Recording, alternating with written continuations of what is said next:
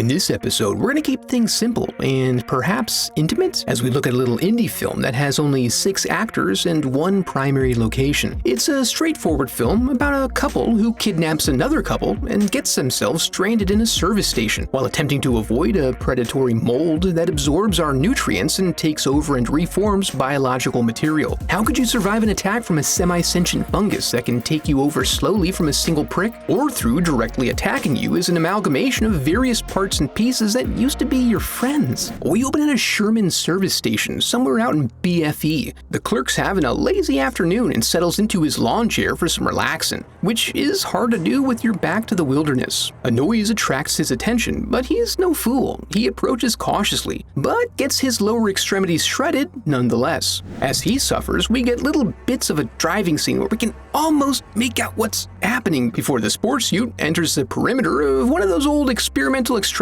sites owned by the oil companies. While I'm sure this was marked on the map, they still pull about 20 feet off a nearby service road to post up for what basically equates to camping in their backyard. After giving Seth wood, he and Polly almost immediately get to rolling around in the wild grasses. Meanwhile, Dennis and his girl Lacey find their engine destroyed while on their way to Mexico. Determined to salvage the weekend, Dennis insists that they get out and walk it. At the campsite, the tent almost makes Seth give in and head to the nearest motel, but it is their anniversary, and Polly desires to make love in the moonlight. So they soldier on, but end up destroying their only tent, which now severely limits their options. Not a man to travel heavy, Dee chucks their belongings into the woods so they can move swiftly. Lacey's upset with this turn of events, but Dee wins her over with some classic little pet names. And always the gentleman, he even makes sure she's nice and warm, even though his shirt is fully saturated. On their way back to civilization, Seth hits his lady with some anniversary fun facts about nature. That's a 300-year-old tree at least.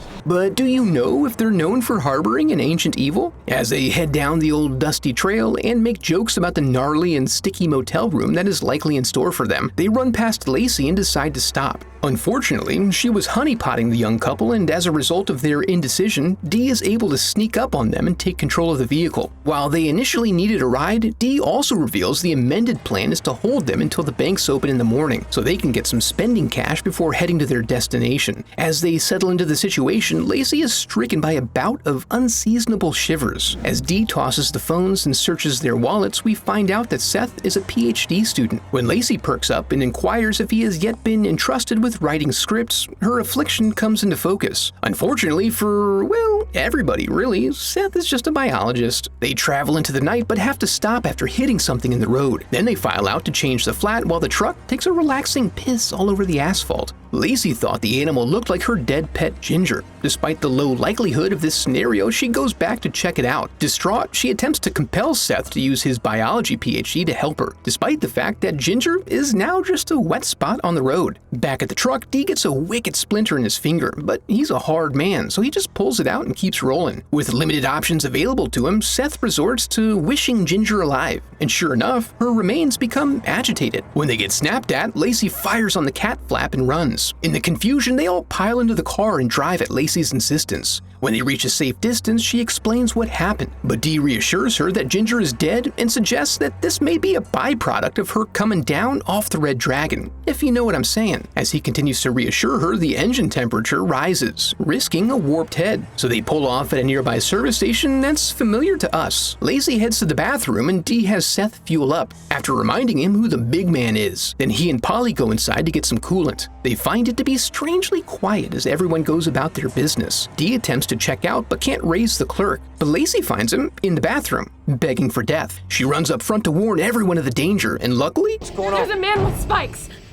She's an expert communicator. She's vindicated, however, when a man with spikes comes around the corner and menaces them in short, wonky movements. Despite her early adoption of the danger aesthetic, Lacey gets spiked up, while Seth and the others lock themselves inside. Dee takes a moment to mourn for his lost love, but also reminds them that they're still kidnapped. Things settle down after a few minutes, so Dee snaps back into action, stocking up on phone cords, cigarettes, and cash. When he goes to erase some evidence, he notices Lacey moving outside. But with only 15 pixels demonstrating this, he feels the need to venture out and confirm it. As he prepares to do so, he makes Seth and Polly pinky promise that they won't leverage this to their advantage. He proceeds with extreme caution, staying low just in case there's a sniper nearby. The spines tingle upon the approach of fresh meat, and he drags her back to the station, face down of course. When things start happening, Polly locks the door. Cowardly Seth, however, doesn't want to stir the pot, and the end result has them locked back in the store with a new friend in the form of Lacey's disembodied hand. Seth is interested in its biology, but Dee treats it like a giant spider. But Seth's boundless curiosity gets the best of him and he studies it further, watching as it absorbs nutrients from nearby fluids like some sort of mold or fungus. The hand eventually stops, but the rest of Lacey's body is famished, and it's thirsty for their fluids. They attempt to escape out the back door, but don't have a key. Seth goes back up front to search for one, but is coming up empty when Dee suggests they pop the hinges. So Seth comes back with a screwdriver and they begin to remove the door, as Dee recounts all of his now irrelevant hopes and dreams. Unfortunately, a second layer of security confounds their efforts. Curiously, the banging stops and they hear the creature shuffling around on the roof. It's then discovered that this was caused by the arrival of the local sheriff. They try really hard to convince her to call for backup, but to also be careful and do so from the safety of her vehicle.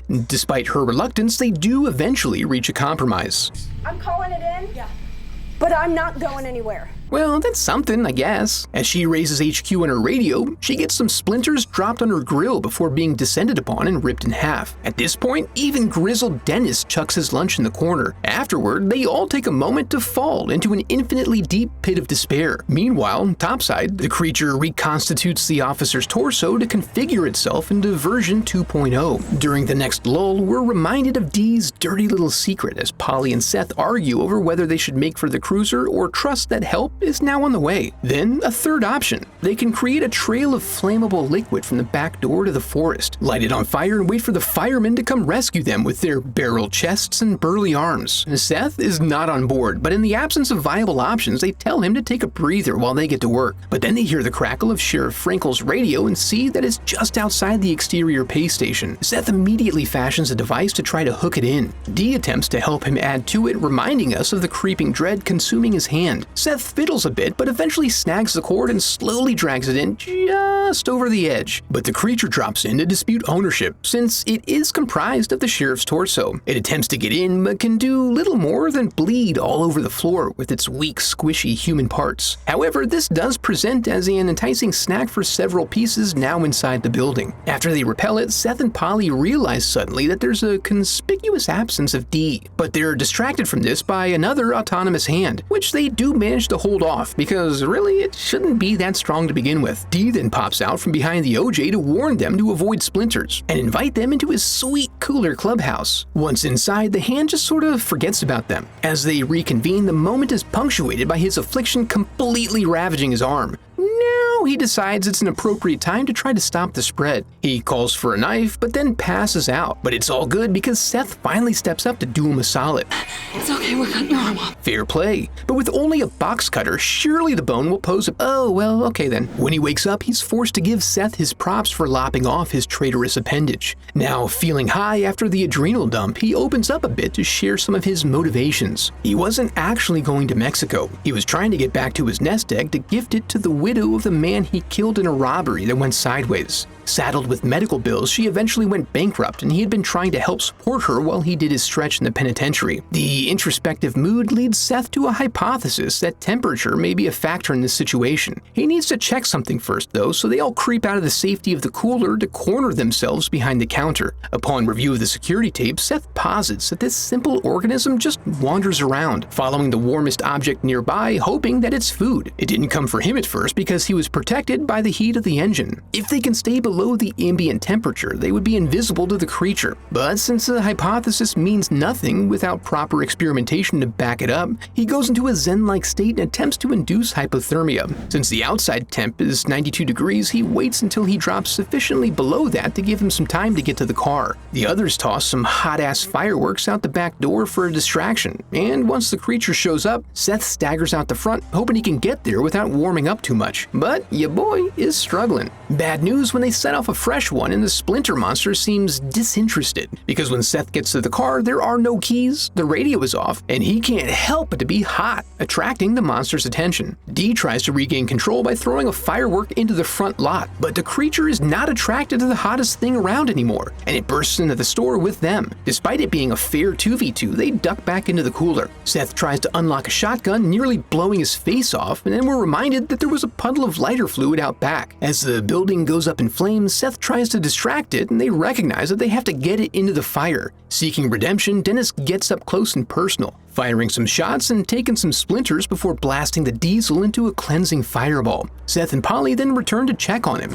Recognizing that he's done for, he turns over the widow's address and instructions for accessing his cache of cash. Then they walk off as he ensures there's nothing left behind. As Seth and Polly wander toward the horizon, comforted and leaving the danger behind them, we see that the danger is simply awaiting a new host, upon whom it can feed. Much like in the movie itself, Splinter, the movie itself, started small and seems to have built up a loyal following over time. If you think you can handle more, be sure to check out this video next. Now that we're here, I want to congratulate you for making it to the end of the video and affirm that you are a very special person because of it. And if you enjoyed the video, I would love for you to become a part of the channel by subscribing. Thanks for watching.